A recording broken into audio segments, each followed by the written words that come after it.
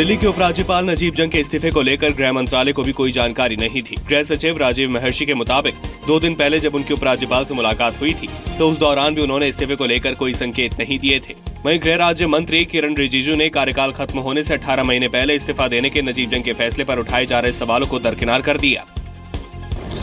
हाँ, तो उसने इस्तीफा दिया है, उसको हम तो उसमें सफाई देने के लिए कोई इसमें आवश्यकता जरूरत नहीं पड़ेगा। नजीब जंग के इस्तीफे के फैसले की वजह साफ नहीं है।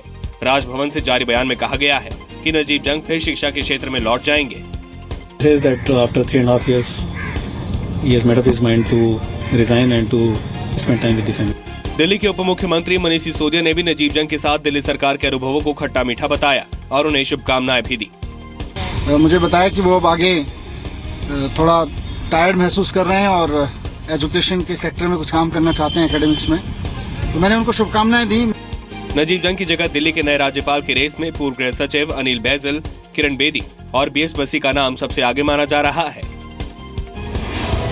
पठानकोट हमले के मास्टरमाइंड मसूद अजहर का नाम एनआईए की चार्जशीट में डालने के बाद अब गृह मंत्रालय चार्जशीट में दिए गए सबूत और इंटरपोल से जारी रेड कॉर्नर नोटिस के आधार पर नया डॉसियर तैयार कर रहा है। सूत्रों के मुताबिक इस नए डॉसियर को गृह मंत्रालय विदेश मंत्रालय को भेजेगा ताकि मसूद अजहर और पठानकोट के हैंडल पर शिकंजा कसा जा सके। इस नए डॉसियर के जरिए पाकिस्तान पर दबाव बनाया जा सकेगा। साथ ही संयुक्त राष्ट्र में भी भारत का पक्ष मजबूत होगा। एनआईए ने हैदराबाद में कुछ समय पहले सक्रिय पाए गए आईएसआईएस के संदिग्ध आतंकियों के मॉड्यूल पर शिकंजा कस दिया है। एनआईए ने 8 आईएस संदिग्धों के खिलाफ चार्जशीट दाखिल की है। एनआईए ने खुलासा किया है कि संदिग्ध भारत में पेरिस हमले जैसे ब्लास्ट करना चाहते थे। चार्जशीट के मुताबिक आईएसआईएस के आतंकियों ने पेरिस हमले में जिस तरह के उपकरणों का इस्तेमाल किया था, कथित तौर पर उसी का इस्तेमाल कर इस संदिग्ध हमले की फिराक में थे। चुनाव आयोग ने रजिस्टर्ड लेकिन गैर मान्यता प्राप्त राजनीतिक दलों पर नकेल कसने की कोशिश शुरू कर दी है। आयोग ने चुनावी चंदे के गलत इस्तेमाल की आशंका पर केंद्रीय प्रत्यक्ष कर बोर्ड यानी सीबीडीटी से ऐसी 255 पार्टियों के खातों की वित्तीय स्थिति की जांच करने को कहा है। इस बारे में चुनाव आयोग ने बुधवार को सीबीडीटी के अध्यक्ष को एक पत्र लिखा है। इसमें कहा है कि इस साल फरवरी से 15 दिसंबर तक 255 रजिस्टर्ड लेकिन गैर मान्यता प्राप्त राजनीतिक दलों को गैर सूचीबद्ध किया गया है। इन दलों ने 2005 से 2015 तक एक भी चुनाव नहीं लड़ा था।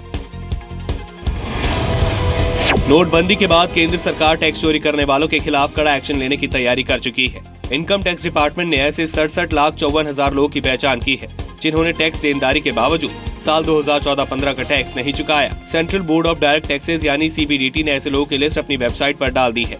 सीबीडीटी ने इनकम टैक्स रिटर्न फाइल न करने वालों की पहचान के लिए नॉन फाइलर्स मॉनिटरिंग सिस्टम शुरू किया है। नॉन फाइलर की जानकारी आयकर विभाग की वेबसाइट पर पैन नंबर के जरिए लॉगिन करने के बाद हासिल की जा सकती है। सऊदी अरब ने नकली नोट रैकेट के सरगना अब्दुल सलाम को भारत के हवाले कर दिया है।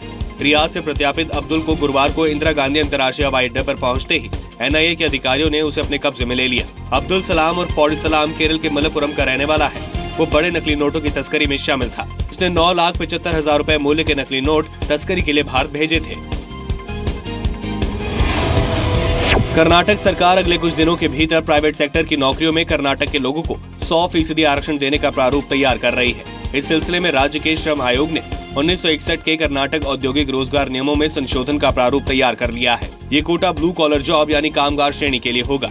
100% कोटा इंफोटेक और बायोटेक सेक्टर को छोड़कर उन सभी निजी उद्योगों पर लागू होगा जिन्हें राज्य सरकार की औद्योगिक नीति के तहत छूट मिल रही है।